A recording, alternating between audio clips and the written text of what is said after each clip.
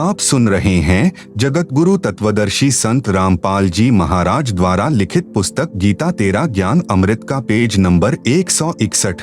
परंतु इस परब्रह्म के लोक में भी प्राणियों को परिश्रम करके कर्माधार पर ही फल प्राप्त होता है तथा अन्न से ही सर्व प्राणियों के शरीर विकसित होते हैं। जन्म तथा मृत्यु का समय भले ही काल यानी क्षर पुरुष से अधिक है, परंतु फिर भी उत्पत्ति प्रलय तथा 84 लाख योनियों में यातना बनी रहती है। मंडल 10 सूक्त 90 मंत्र 3। एतावानस्य महिमातो ज्यायाश्च पुरुषः पादोऽस्य विश्वा भूतानि त्रिपादस्यामृतम दिवि। तावान अस्य महिमा अतः ज्यायान च पुरुषः पादः अस्य विश्वा भूतानि त्रिपाद अस्य अमृतम दिवि।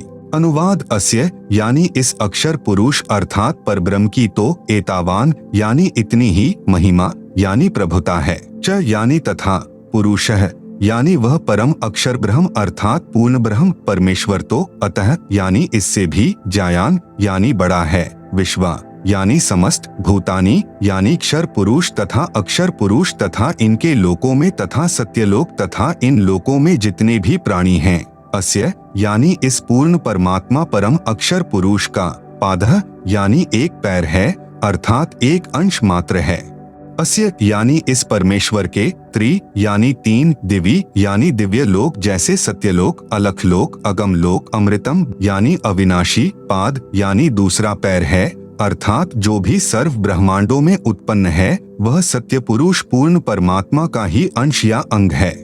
भावार्थ इस ऊपर के मंत्र 2 में वर्णित अक्षर पुरुष यानी परब्रह्म की तो इतनी ही महिमा है तथा वह पूर्ण पुरुष कबीरदेव तो इससे भी बड़ा है अर्थात सर्वशक्तिमान है तथा सर्व ब्रह्मांड उसी के अंश मात्र पर ठहरे हैं। इस मंत्र में 3 लोकों का वर्णन इसलिए है क्योंकि चौथा अनामी यानी अनामय लोक अन्य रचना से पहले का है। यही 3 प्रभुओं यानी क्षर पुरुष, अक्षर पुरुष तथा इन दोनों से अन्य परम अक्षर पुरुष का विवरण श्रीमद् भगवत गीता अध्याय 15 श्लोक संख्या 16-17 में है। इसी का प्रमाण आदरणीय गरीबदास साहेब जी कहते हैं कि गरीब जाके अर्धरूम पर सकल पसारा, ऐसा पूर्ण ब्रह्म हमारा। गरीब अनंत कोटि ब्रह्मांड का एक रति नहीं भार, सतगुरु पुरुष कबीर हैं कुल के सृजनहार। इसी का प्रमाण आदरणीय दादू साहेब जी कह रहे हैं कि जिन मोह को निज नाम दिया सोई सतगुरु हमार, दादू दूसरा कोई नहीं कबीर सृजनहार। इसी का प्रमाण आदरणीय नानक साहेब जी देते हैं कि यक अर्ज गुफ्तम पेश तो दर कून करतार, हक्का कबीर करीम तू बेअब परवरदिगार। आप सुन रहे हैं जगत गुरु तत्वदर्शी संत रामपाल जी महाराज द्वारा लिखित पुस्तक गीता तेरा ज्ञान अमृत का पेज नंबर 162। श्री गुरु ग्रंथ साहेब पृष्ठ नंबर 721 महिला 1 राग तिलंग।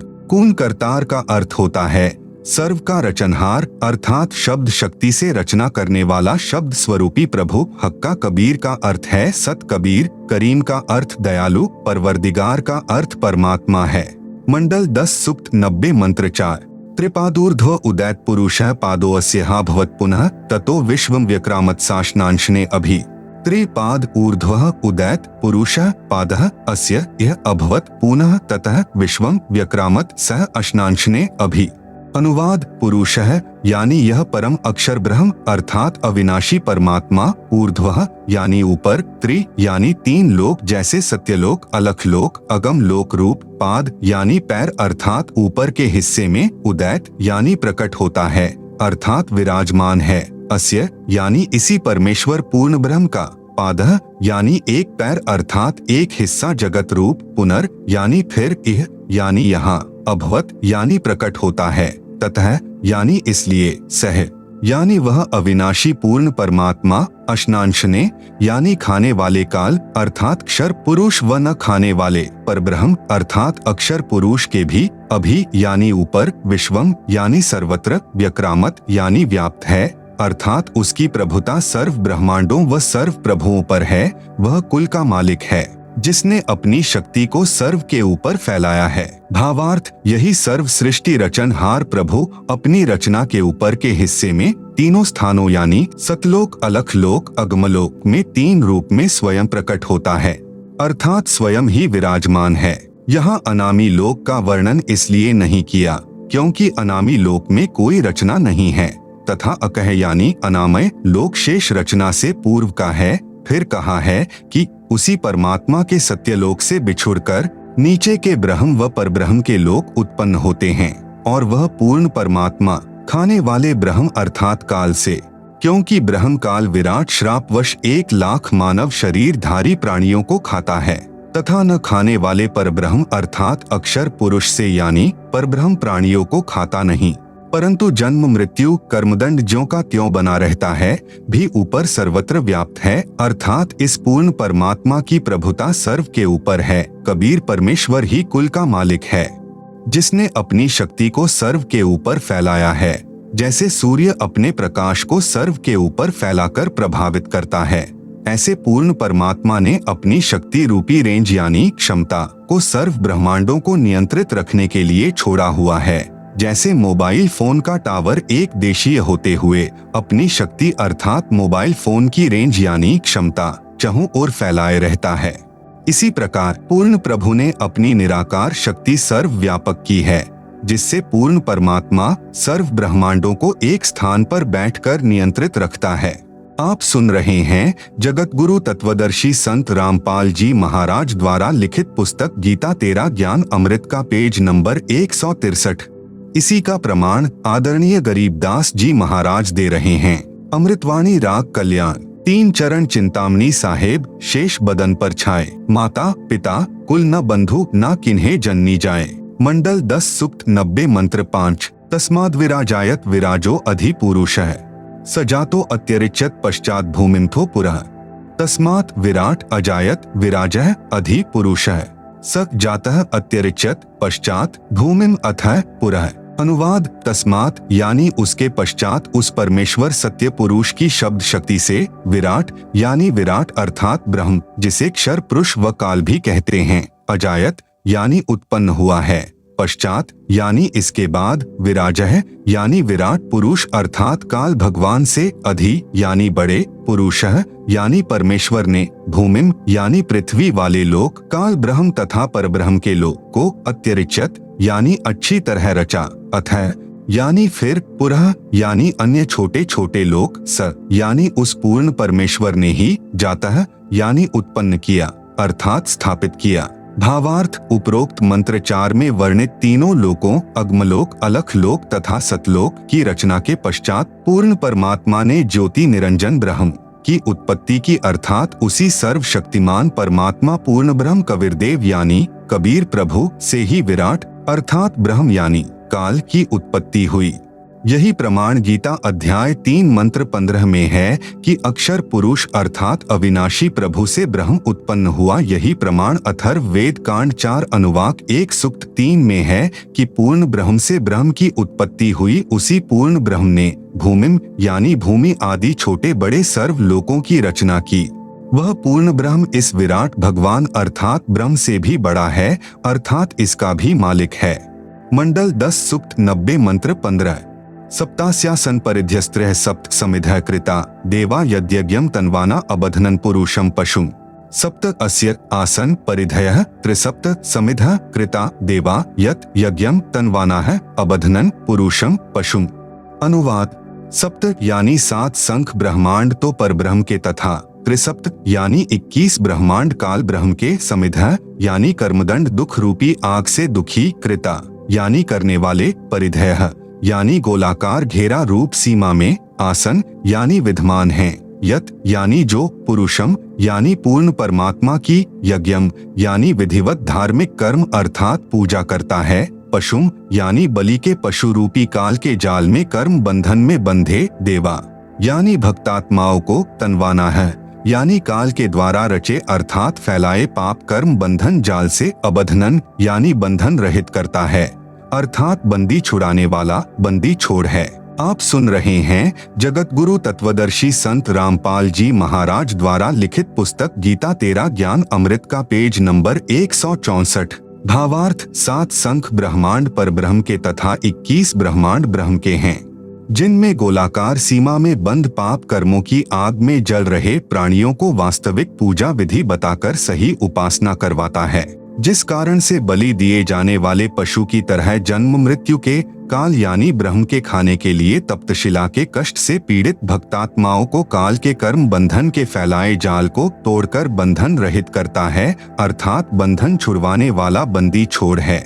इसी का प्रमाण पवित्र यजुर्वेद अध्याय 5 मंत्र 32 में है कि कविरंघारिसी, कविर यानी कबीर परमेश्वर, अंग यानी पाप का, अरि यानी शत्रु, असी यानी है, अर्थात पाप विनाशक कबीर है। बंभारिसी, बंभारी यानी बंधन का शत्रु अर्थात बंदी छोड़ कबीर परमेश्वर, असी यानी है। मंडल 10 सूक्त 90 मंत्र 16। यज्ञेन यज्ञमयजंत देवास्तानि धर्माणि प्रथमान्यासन तेह नाकम महिमानः सचंत यत्र पूर्वे साध्याः सन्ति देवाः। यज्ञेन अयज्ञम अयजंत देवाः तानि धर्माणि प्रथमानि आसन ते ह नाकम महिमान सचंत यत्र पूर्वे साध्याः सन्ति देवाः। अनुवाद, जो देवाः यानी निर्विकार देव स्वरूप भक्तात्माएं, अयज्ञम यानी अधूरी गलत धार्मिक पूजा के स्थान पर, यज्ञेन यानी सत्य भक्ति धार्मिक कर्म के आधार पर, अयजंत यानी पूजा करते हैं, तानी यानी वे, धर्माणी यानी धार्मिक शक्ति संपन्न, प्रथमानी यानी मुख्य अर्थात उत्तम, आसन यानी हैं, तेह यानी वे ही वास्तव में, महिमानः यानी महान भक्ति शक्ति युक्त होकर, साध्याः यानी सफल भक्त जन, नाकम यानी पूर्ण सुखदायक परमेश्वर को, सचंत यानी भक्ति निमित्त कारण अर्थात सतभक्ति की कमाई से प्राप्त होते हैं, वे वहां चले जाते हैं। यत्र यानी जहां पर, पूर्वे यानी पहले वाली सृष्टि के, देवाः यानी पाप रहित देव स्वरूप भक्त आत्माएं, संति यानी रहती हैं। भावार्थ, जो निर्विकार यानी जिन्होंने मांस, शराब, तंबाकू सेवन करना त्याग दिया है तथा अन्य बुराइयों से रहित है, वे देव स्वरूप भक्त आत्माएं शास्त्र विधि रहित पूजा को त्याग कर शास्त्रानुकूल साधना करते हैं, वे भक्ति की कमाई से धनी होकर काल के ऋण से मुक्त होकर अपनी सत्य भक्ति की कमाई के कारण उस सर्व सुखदायी परमात्मा को प्राप्त करते हैं, अर्थात सत्यलोक में चले जाते हैं, जहां पर सर्वप्रथम रची सृष्टि के देव स्वरूप अर्थात पाप रहित हंस आत्माएं रहती हैं। जैसे कुछ आत्माएं तो काल यानी ब्रह्म के जाल में फंस कर यहाँ आ गई, कुछ परब्रह्म के साथ 7 संख ब्रह्मांडों में आ गई, फिर भी असंख्य आत्माएं जिनका विश्वास पूर्ण परमात्मा में अटल रहा, जो पतिव्रता पद से नहीं गिरी, वे वहीं रह गई। इसलिए यहाँ वही वर्णन पवित्र वेदों ने भी सत्य बताया है। यही प्रमाण गीता अध्याय 8 के श्लोक संख्या 8 से 10 में वर्णन है कि जो साधक पूर्ण परमात्मा की सत्साधना शास्त्र विधि अनुसार करता है, वह भक्ति की कमाई के बल से उस पूर्ण परमात्मा को प्राप्त होता है, अर्थात उसके पास चला जाता है। आप सुन रहे हैं जगत गुरु तत्वदर्शी संत रामपाल जी महाराज द्वारा लिखित पुस्तक गीता तेरा ज्ञान अमृत का पेज नंबर 165। इससे सिद्ध हुआ कि 3 प्रभु हैं, ब्रह्म, परब्रह्म, पूर्ण ब्रह्म। इन्हीं को नंबर 1 ब्रह्म ईश क्षर पुरुष, नंबर 2 परब्रह्म अक्षर पुरुष अक्षर ब्रह्म ईश्वर तथा नंबर 3 पूर्ण ब्रह्म परम अक्षर ब्रह्म परमेश्वर सत्पुरुष आदि पर्यायवाची शब्दों से जाना जाता है। यही प्रमाण ऋग्वेद मंडल 9 सूक्त 96 मंत्र 17 से 20 में स्पष्ट है कि पूर्ण परमात्मा कबीरदेव यानी कबीर परमेश्वर शिशु रूप धारण करके प्रकट होता है तथा अपना निर्मल ज्ञान अर्थात तत्व ज्ञान कबीरगीर्भियः यानी कबीर वाणी के द्वारा अपने अनुयायियों को बोल बोल कर वर्णन करता है। वह कबीरदेव यानी कबीर परमेश्वर ब्रह्म यानी क्षर पुरुष के धाम तथा परब्रह्म यानी अक्षर पुरुष के धाम से भिन्न, जो पूर्ण ब्रह्म यानी परम अक्षर पुरुष का तीसरा रिद्धाम यानी सतलोक है, उसमें आकार में विराजमान है तथा सतलोक से चौथा अनामी लोक है, उसमें भी यही कबीरदेव यानी कबीर परमेश्वर अनामी पुरुष रूप में मनुष्य सदृश आकार में विराजमान है। पवित्र श्रीमद् देवी महापुराण में सृष्टि रचना का प्रमाण ब्रह्मा विष्णु तथा शिव के माता पिता दुर्गा और ब्रह्म के योग से ब्रह्मा विष्णु और शिव का जन्म। पवित्र श्रीमद् देवी महापुराण 3 स्कंद अध्याय 1 से 3 गीता प्रेस गोरखपुर से प्रकाशित। अनुवादकर्ता श्री हनुमान प्रसाद पोद्दार तथा चिमन लाल गोस्वामी जी। पृष्ठ नंबर 114 से पृष्ठ नंबर 114 से 118 तक विवरण है कि कितने ही आचार्य भवानी को संपूर्ण मनोरथ पूर्ण करने वाली बताते हैं। वह प्रकृति कहलाती है तथा ब्रह्म के साथ अभेद संबंध है।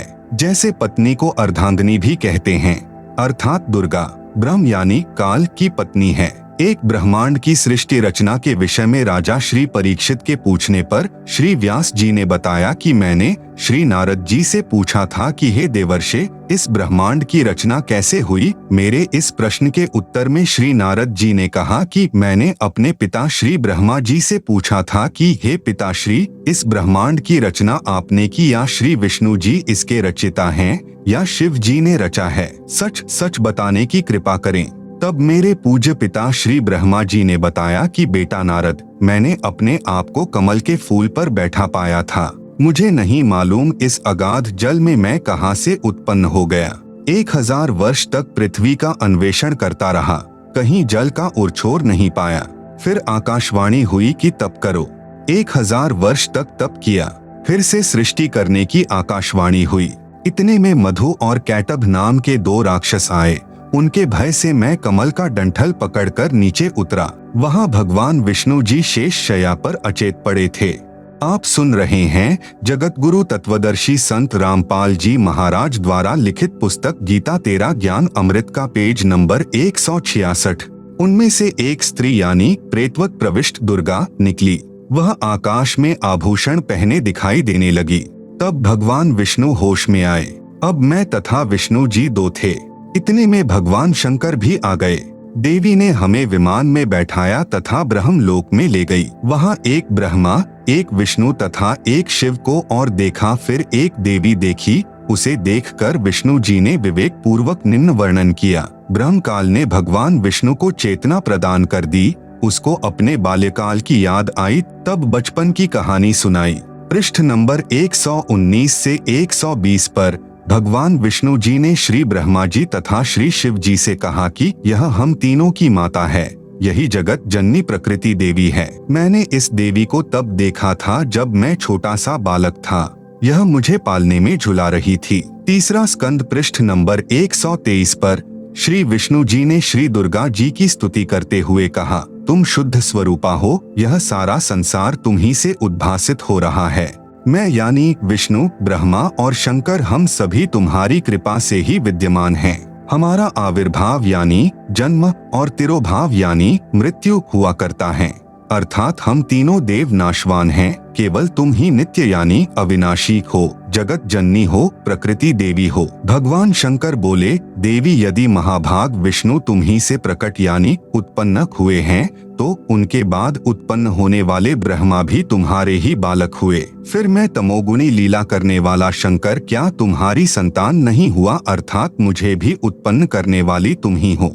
विचार करें, उपरोक्त विवरण से सिद्ध हुआ कि श्री ब्रह्मा जी, श्री विष्णु जी, श्री शिव जी नाशवान हैं, मृत्युंजय यानी अजर अमर व सर्वेश्वर नहीं हैं, तथा दुर्गा यानी प्रकृति के पुत्र हैं, तथा ब्रह्म यानी काल सदाशिव इनका पिता है। तीसरा स्कंद पृष्ठ नंबर 125 पर ब्रह्मा जी के पूछने पर कि हे माता, वेदों में जो ब्रह्म कहा है वह आप ही हैं या कोई अन्य प्रभु है? इसके उत्तर में यहाँ तो दुर्गा कह रही है कि मैं तथा ब्रह्म एक ही हैं। फिर इसी स्कंद अध्याय 6 के पृष्ठ नंबर 129 पर कहा है कि अब मेरा कार्य सिद्ध करने के लिए विमान पर बैठकर तुम लोग शीघ्र पधारो यानी जाओ। कोई कठिन कार्य उपस्थित होने पर जब तुम मुझे याद करोगे तब मैं सामने आ जाऊंगी। देवताओं मेरा यानी दुर्गा का तथा ब्रह्म का ध्यान तुम्हें सदा करते रहना चाहिए। हम दोनों का स्मरण करते रहोगे तो तुम्हारे कार्य सिद्ध होने में तनिक भी संदेह नहीं है।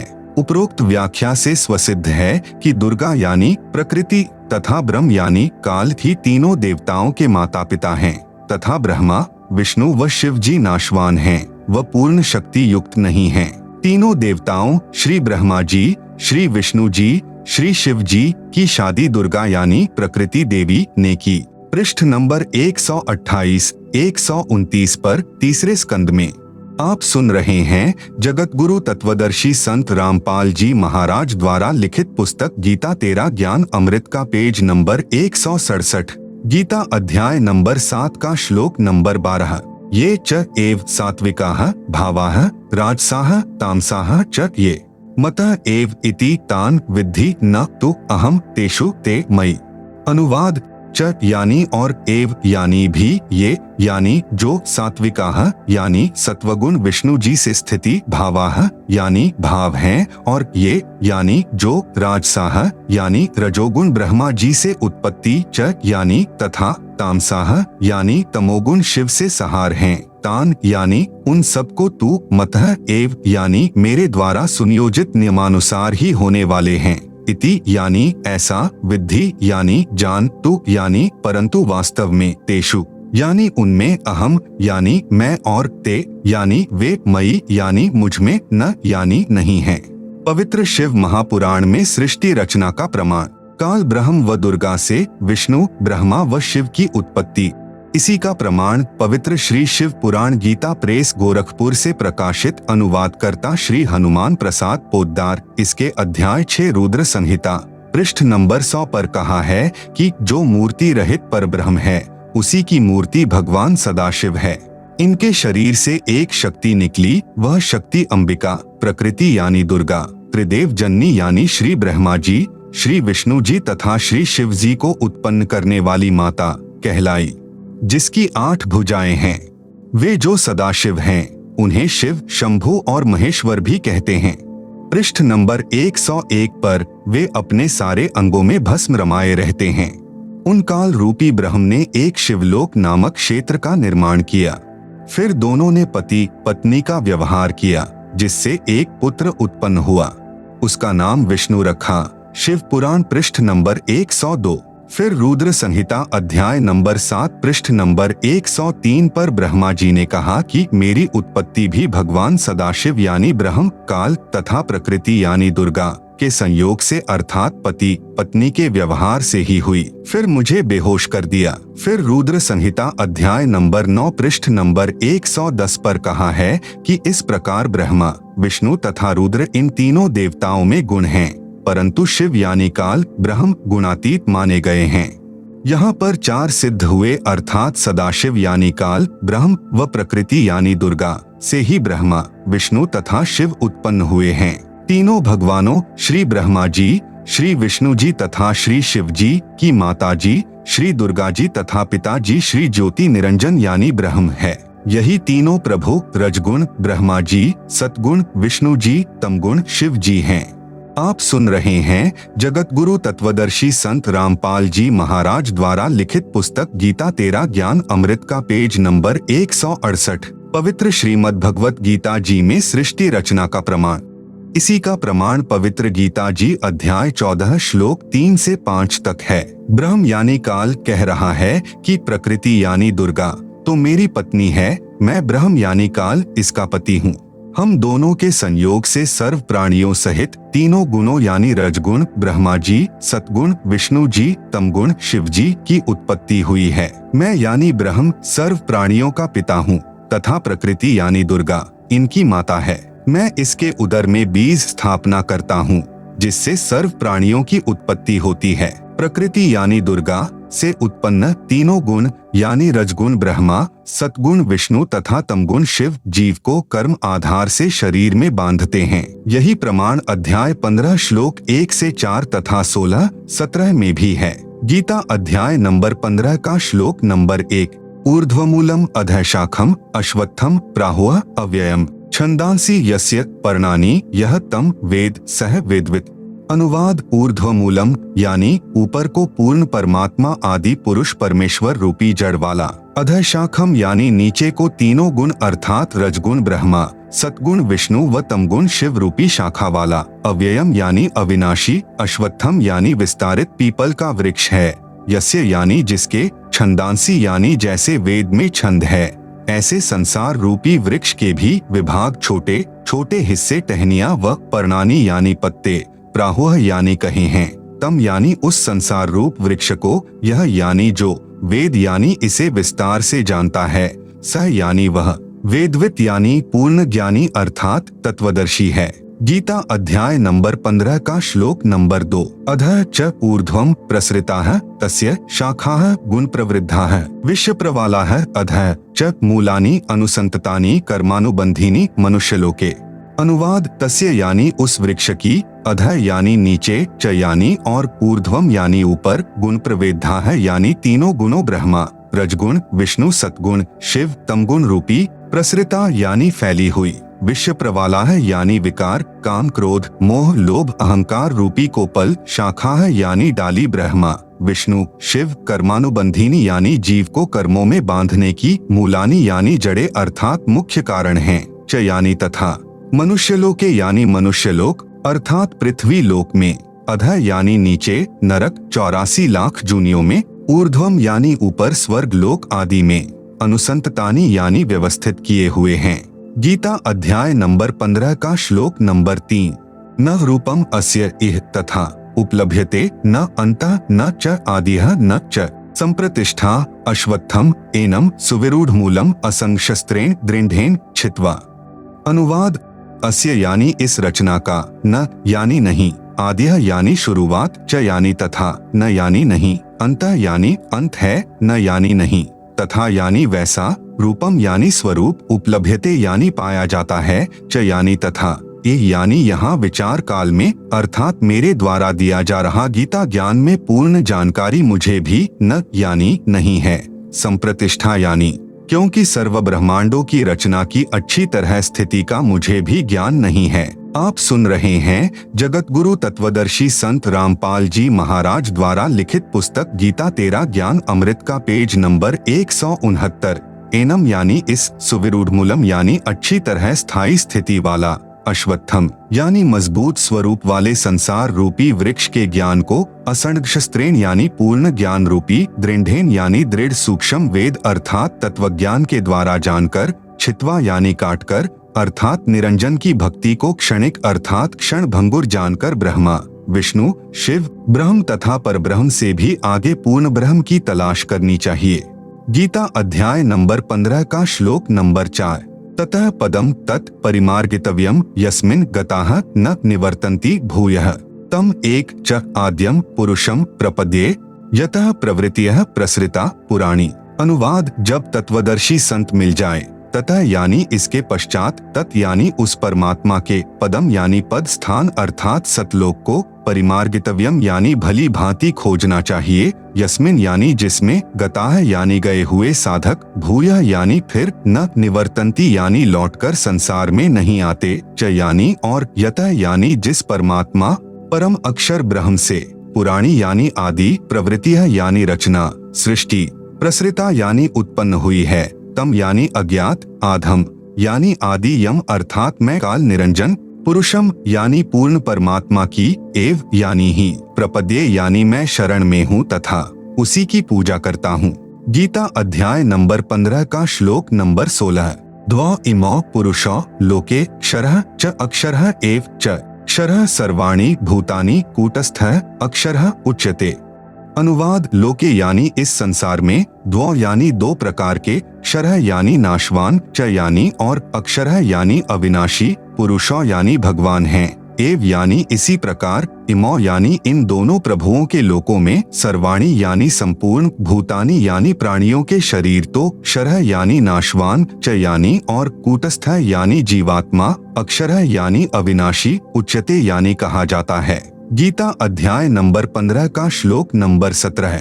उत्तमः पुरुषः तु अन्यः परमात्मा इति उदाहृतः यह लोकत्रयम् आविश्य बिभर्ति अव्ययः ईश्वरः। अनुवाद, उत्तमः यानी उत्तम, पुरुषः यानी प्रभु, तु यानी तो, अन्य यानी उपरोक्त दोनों प्रभु, क्षर पुरुष तथा अक्षर पुरुष से भी अन्य ही है, इति यानी यह वास्तव में, परमात्मा यानी परमात्मा, उदाहृतः यानी कहा गया है, यह यानी जो, लोकत्रयम यानी तीनों लोकों में, आविश्य यानी प्रवेश करके, बिभर्ति यानी सबका धारण पोषण करता है, एवं अव्ययः यानी अविनाशी, ईश्वरः यानी ईश्वर, प्रभुओं में श्रेष्ठ अर्थात समर्थ प्रभु है। आप सुन रहे हैं जगत गुरु तत्वदर्शी संत रामपाल जी महाराज द्वारा लिखित पुस्तक गीता तेरा ज्ञान अमृत का पेज नंबर 170। भावार्थ, गीता ज्ञान दाता प्रभु ने केवल इतना ही बताया है कि यह संसार उल्टे लटके वृक्ष तुल्य जानो, ऊपर जड़े मूल यानी तो पूर्ण परमात्मा है, नीचे टहनियां आदि अन्य हिस्से जानो।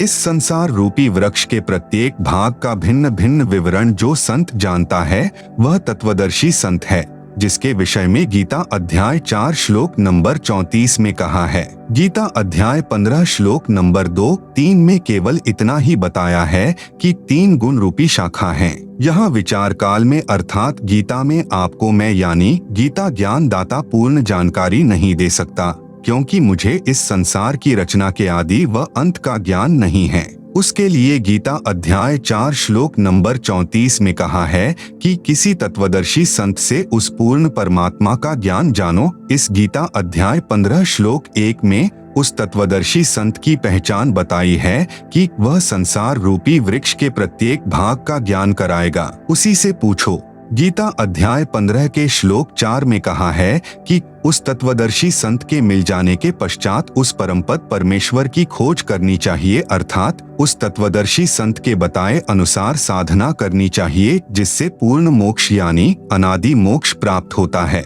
गीता अध्याय 15 श्लोक 16-17 में स्पष्ट किया है कि 3 प्रभु हैं, एक क्षर पुरुष यानी ब्रह्म, दूसरा अक्षर पुरुष यानी परब्रह्म, तीसरा परम अक्षर पुरुष यानी पूर्ण ब्रह्म। क्षर पुरुष तथा अक्षर पुरुष वास्तव में अविनाशी नहीं है, वह अविनाशी परमात्मा तो इन दोनों से अन्य ही है। वही तीनों लोकों में प्रवेश करके सर्व का धारण पोषण करता है। उपरोक्त श्रीमद् भगवत गीता अध्याय 15 श्लोक 1 से 4 तथा 16-17 में यह प्रमाणित हुआ कि उल्टे लटे हुए संसार रूपी वृक्ष की मूल अर्थात जड़ तो परम अक्षर ब्रह्म अर्थात पूर्ण ब्रह्म है, जिससे पूर्ण वृक्ष का पालन होता है, तथा वृक्ष का जो हिस्सा पृथ्वी के तुरंत बाहर जमीन के साथ दिखाई देता है वह तना होता है, उसे अक्षर पुरुष अर्थात परब्रह्म जानो। उस तने से ऊपर चलकर अन्य मोटी डार निकलती है, उनमें से एक डार को ब्रह्म अर्थात क्षर पुरुष जानो, तथा उसी डार से अन्य 3 शाखाएं निकलती हैं, उन्हें ब्रह्मा, विष्णु तथा शिव जानो, तथा शाखाओं से आगे पत्ते रूप में सांसारिक प्राणी जानो। उपरोक्त गीता अध्याय 15 श्लोक 16-17 में स्पष्ट है कि क्षर पुरुष यानी ब्रह्म तथा अक्षर पुरुष यानी परब्रह्म तथा इन दोनों के लोकों में जितने प्राणी हैं उनके स्थूल शरीर तो नाशवान हैं तथा जीवात्मा अविनाशी है, अर्थात उपरोक्त दोनों प्रभु व इनके अंतर्गत सर्व प्राणी नाशवान हैं। भले ही अक्षर पुरुष यानी परब्रह्म को अविनाशी कहा है, परंतु वास्तव में अविनाशी परमात्मा तो इन दोनों से अन्य है। वह तीनों लोकों में प्रवेश करके सबका पालन पोषण करता है। उपरोक्त विवरण में 3 प्रभुओं का भिन्न भिन्न विवरण दिया है। आप सुन रहे हैं जगत गुरु तत्वदर्शी संत रामपाल जी महाराज द्वारा लिखित पुस्तक गीता तेरा ज्ञान अमृत का पेज नंबर 171, पवित्र बाइबल तथा पवित्र कुरान शरीफ में सृष्टि रचना का प्रमाण। इसी का प्रमाण पवित्र बाइबल में तथा पवित्र कुरान शरीफ में भी है। कुरान शरीफ में पवित्र बाइबल का भी ज्ञान है, इसलिए इन दोनों पवित्र सद्ग्रंथों ने मिलजुल कर प्रमाणित किया है कि कौन तथा कैसा है सृष्टि रचनहार तथा उसका वास्तविक नाम क्या है।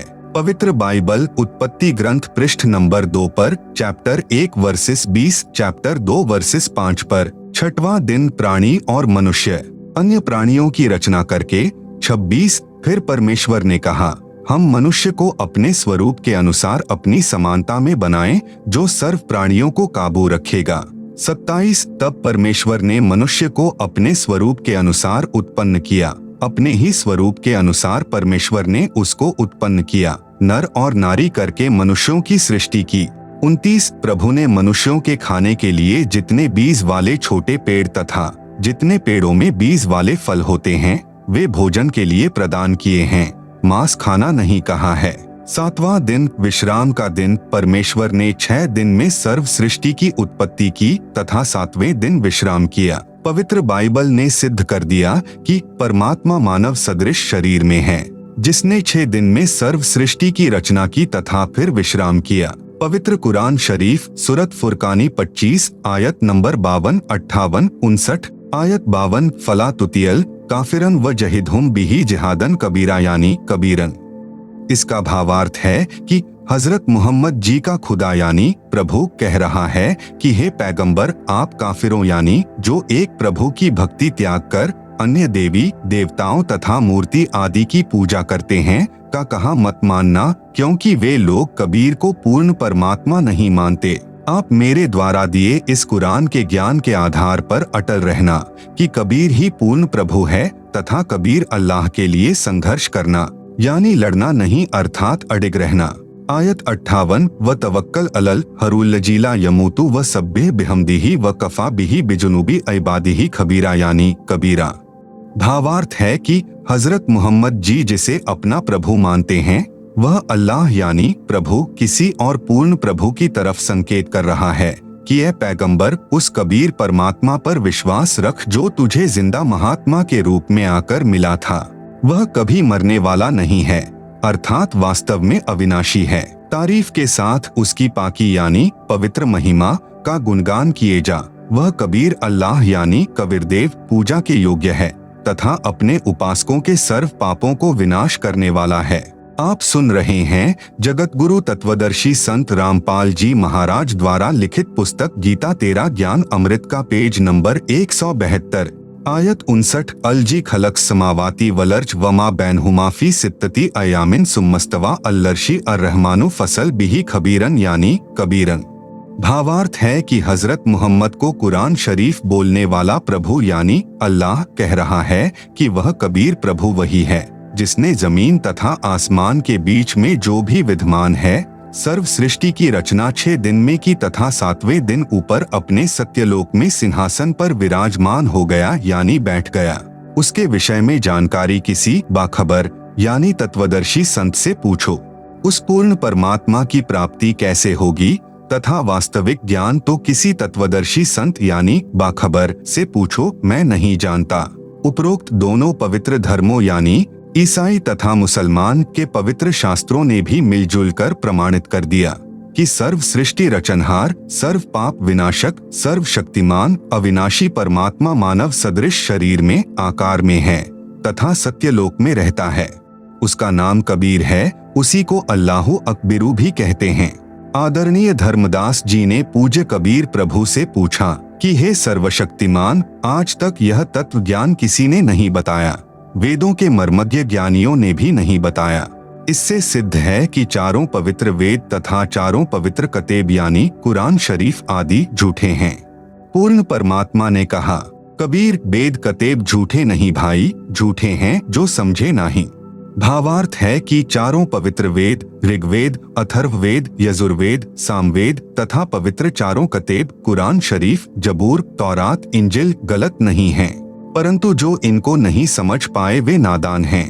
पूज्य कबीर परमेश्वर यानी कबीर देव जी की अमृतवाणी में सृष्टि रचना विशेष निम्न अमृतवाणी सन 1403 से जब पूज्य कबीरदेव कबीर परमेश्वर लीलामय शरीर में 5 वर्ष के हुए, सन 1518 जब कबीरदेव यानी कबीर परमेश्वर मगहर स्थान से सशरीर सतलोक गए के बीच में लगभग 600 वर्ष पूर्व परम पूज्य कबीर परमेश्वर यानी कबीरदेव जी द्वारा अपने निजी सेवक यानी दास भक्त आदरणीय धर्मदास साहेब जी को सुनाई थी तथा धनी धर्मदास साहेब जी ने लिपिबद्ध की थी। परंतु उस समय के पवित्र हिंदुओं तथा पवित्र मुसलमानों के नादान गुरुओं यानी नीमह की मोख ने कहा कि यह धानक यानी जुलाहा कबीर झूठा है। किसी भी सदग्रंथ में श्री ब्रह्मा जी, श्री विष्णु जी तथा श्री शिव जी के माता पिता का नाम नहीं है। ये तीनों प्रभु अविनाशी हैं, इनका जन्म मृत्यु नहीं होता। आप सुन रहे हैं जगत गुरु तत्वदर्शी संत रामपाल जी महाराज द्वारा लिखित पुस्तक गीता तेरा ज्ञान अमृत का पेज नंबर 173। नहीं पवित्र वेदों व पवित्र कुरान शरीफ आदि में कबीर परमेश्वर का प्रमाण है तथा परमात्मा को निराकार लिखा है। हम प्रतिदिन पढ़ते हैं। भोली आत्माओं ने उन विचक्षणों यानी चतुर गुरुओं पर विश्वास कर लिया कि सचमुच यह कबीर धानक तो अशिक्षित है तथा गुरु जी शिक्षित हैं, सत्य कह रहे होंगे। आज वही सच्चाई प्रकाश में आ रही है तथा अपने सर्व पवित्र धर्मों के पवित्र सदग्रंथ साक्षी हैं। इससे सिद्ध है कि पूर्ण परमेश्वर सर्व सृष्टि रचनहार कुल करतार तथा सर्वज्ञ कबीरदेव यानी कबीर परमेश्वर ही है, जो काशी बनारस में कमल के फूल पर प्रकट हुए तथा 120 वर्ष तक वास्तविक तेजोमय शरीर के ऊपर मानव सदृश शरीर हल्के तेज का बनाकर रहे, तथा अपने द्वारा रची सृष्टि का ठीक ठीक यानी वास्तविक तत्व ज्ञान देकर सहशरीर सतलोक चले गए। कृपा पाठक पढ़ें निम्न अमृतवाणी परमेश्वर कबीर साहेब जी द्वारा उच्चारित। धर्मदास यह जग बौराना, कोई न जाने पद निर्वाणा। यही कारण मैं कथा पसारा, जग से कहियो राम नियारा। यही ज्ञान जग जीव सुनाओ, सब जीवों का भरम नशाओ। अब मैं तुमसे कहूँ चिताई, त्रैदेवन की उत्पत्ति भाई। कुछ संक्षेप कहो गुहराई, सब संशय तुम्हारे मिट जाई। भरम गए जग वेद पुराना, आदि राम का भेद न जाना। राम राम सब जगत बखाने, आदि राम कोई बिरला जाने। ज्ञानी सुने सो हृदय लगाई, मूर्ख सुने सो गमय ना पाई। माँ अष्टंगी पिता निरंजन, वे जम दारुण वंशन अंजन। पहिले कीन्ह निरंजन राई, पीछे से माया उपजाई। माया रूप देख अति शोभा, देव निरंजन तन मन लोभा। कामदेव धर्मराय सताए, देवी को तुरत ही धर खाए। पेट से देवी करी पुकारा, हे साहेब मेरा करो उबारा। टेर सुनी तब हम तहाँ आए, अष्टंगी को बंद छुड़ाए। सतलोक में कीन्हा दुराचारी, काल निरंजन दिन्हा निकारी। माया समेत दिया भगाई, 16 संख कोस दूरी पर आई। अष्टंगी और काल अब दोई, मंद कर्म से गए बिगोई। धर्मराय को हिकमत कीन्हा, नख रेखा से भग कर लीन्हा। धर्मराय किन्हा भोग विलासा, माया को रही तब आसा। 3 पुत्र अष्टंगी जाए, ब्रह्मा विष्णु शिव नाम धराए। 3 देव विस्तार चलाए, इनमें यह जग धोखा खाए। पुरुष गमय कैसे को पावे, काल निरंजन जग भरमावे।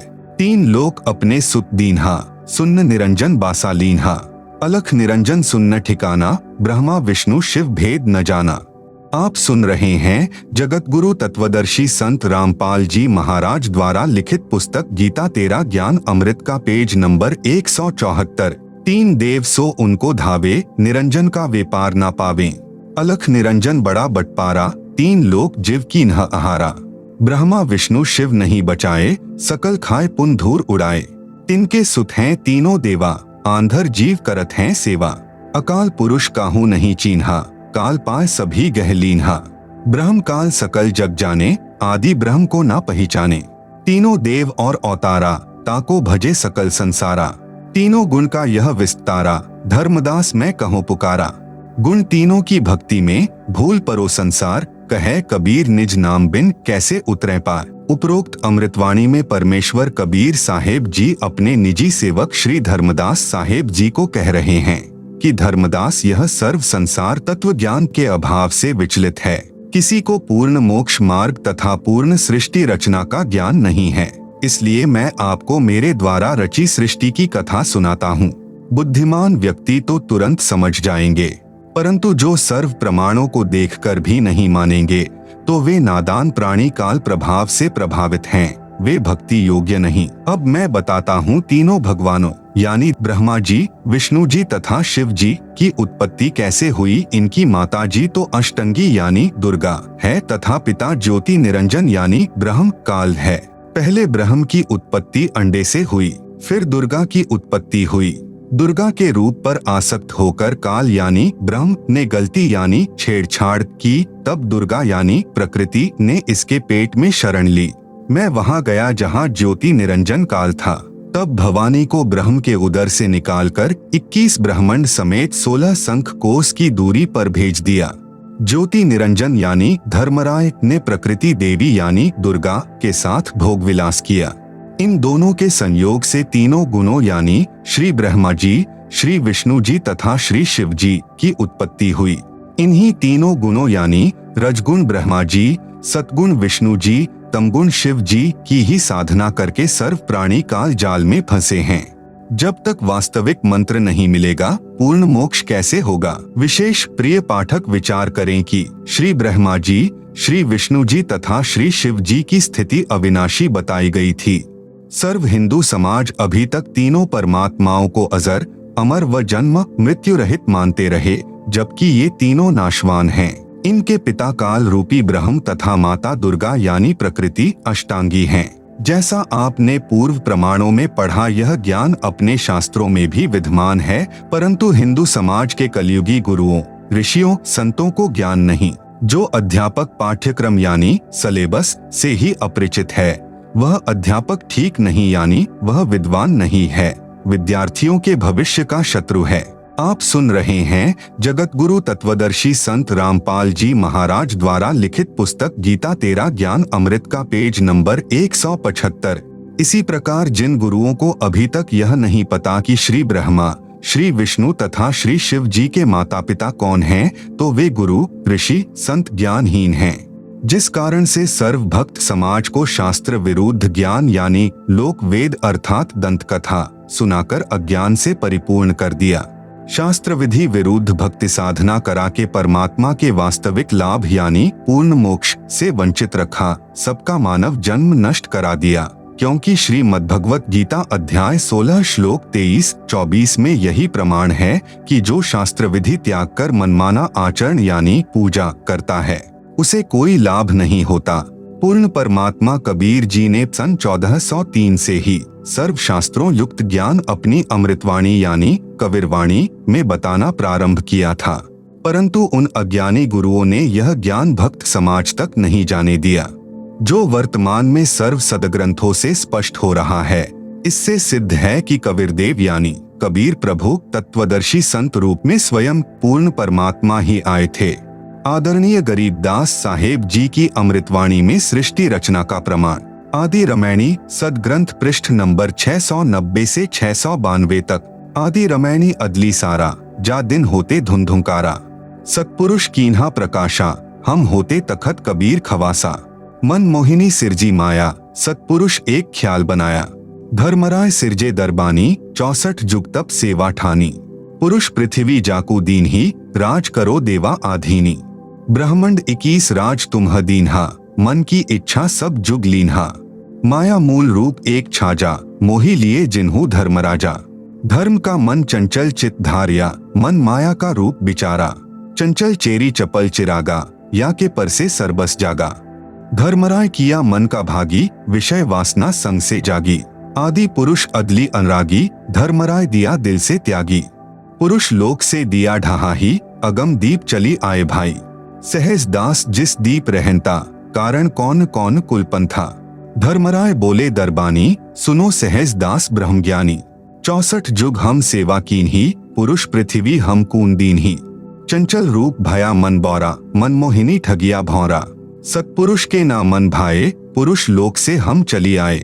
अगर दीप सुनत बड़भागी, सहज दास मेटो मन पागी। बोले सहजदास दिलदानी, हम तो चाकर सत सहदानी। आप सुन रहे हैं जगत गुरु तत्वदर्शी संत रामपाल जी महाराज द्वारा लिखित पुस्तक गीता तेरा ज्ञान अमृत का पेज नंबर 176। सतपुरुष से अरज गुजारूं, जब तुम्हारा बिवान उतारूं। सहज दास को किया पियाना, सत्यलोक लिया प्रवाना। सतपुरुष साहिब सरबंगी, अविगत अदली अचल अभंगी। धर्मराय तुम्हारा दरबानी, अगर दीप चली गए प्राणी। कौन हुक्म करी अरज आवाजा, कहाँ पठावो उस धर्मराजा। भई आवाज अदली एक साचा, विषय लोक जा तीन्यू बाचा। सहज विमान चले अधिकाई, छिन में अगर दीप चली आई। हम तो अरज करी अनुरागी, तुम्ह विषय लोक जावो बड़भागी। धर्मराय के चले विमाना, मानसरोवर आए प्राणा। मानसरोवर रहन न पाए, दरै कबीरा थाना लाए। बंकनाल की विषमी बाटी, तहाँ कबीरा रोकी घाटी। इन पांचों मिली जगत बंधाना, लख 84 जीव संताना। ब्रह्मा विष्णु महेश्वर माया, धर्मराय का राज पठाया। यह खोखापुर झूठी बाजी, भिस्ती बैकुंठ दगासी साजी। कृत्रिम जीव भुलाने भाई, निज घर की तो खबरी न पाई। 1.25 लाख उपजे नित हंसा, 1 लाख विंशे नित अंसा। उपती खपती प्रलय फेरी, हर्ष शोक जौनरा जमजेरी। पांचों तत्व हैं प्रलय माही, सत्वगुण रजगुण तमगुण झाई। 8 अंग मिली है माया, पिंड ब्रह्मंड सकल भरमाया। या में सुरती शब्द की डोरी, पिंड ब्रह्मंड लगी है खोरी। श्वासा पारस मन गह राखो, खोल ही कपाट अमीरस चाखो। सुनाओ हंस शब्द सुंदासा, अगम दीप है अग है बासा। भवसागर जम दंड जमाना, धर्मराय का है तलबाना। पांचों ऊपर पद की नगरी, बाट बिहंगम बंकी डगरी। हमरा धर्मराय सो दावा, भवसागर में जीव भरमावा। हम तो कहें अगम की बानी, जहाँ अविगत अदली आप बिनानी। बंदी छोड़ हमारा नामम, अजर अमर है अस्थिर ठामम। जुगन जुगन हम कहते आए, जम जौरा से हंस छुटाए। जो कोई माने शब्द हमारा, भवसागर नहीं भर में धारा। या में सुरती शब्द का लेखा, तन अंदर मन कहो कीन्ही देखा।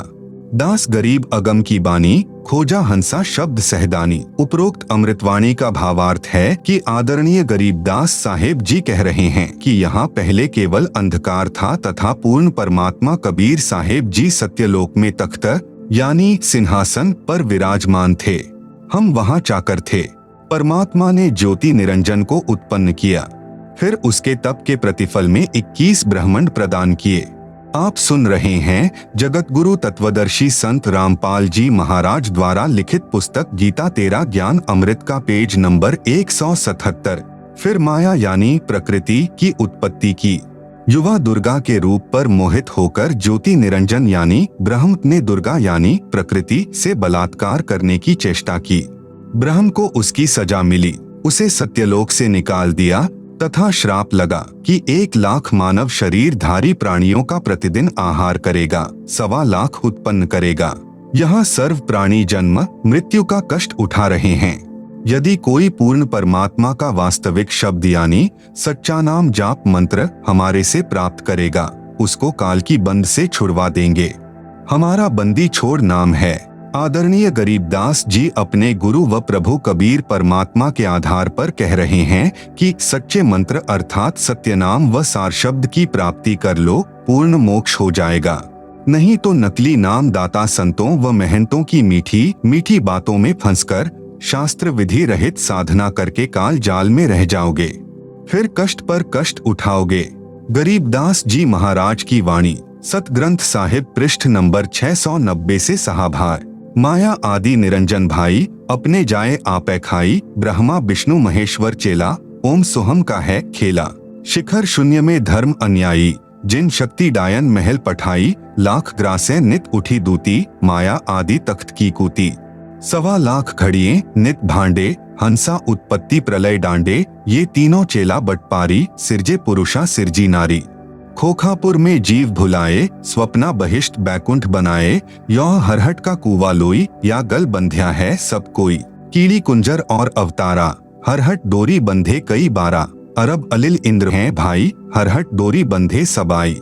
शेष महेश गणेश्वर ताही, हरहट डोरी बंधे सब आही। शुक्रादिक ब्रह्मादिक देवा, हरहट डोरी बंधे सब खेवा। कोटिक करता फिरता देखा, हरहट डोरी कहूँ सुन लेखा। चतुर्भुजी भगवान कहावे, हरहट डोरी बंधे सब आवे, योह है खोखापुर का कुआ, या में पड़ा सो निश्चय मुआ। ज्योति निरंजन यानी कालबली के वश होकर के ये तीनों देवता रजगुण ब्रह्मा, सतगुण विष्णु, तमगुण शिव अपनी महिमा दिखाकर जीवों को स्वर्ग नरक तथा भवसागर में यानी 184 योनियों में भटकाते रहते हैं।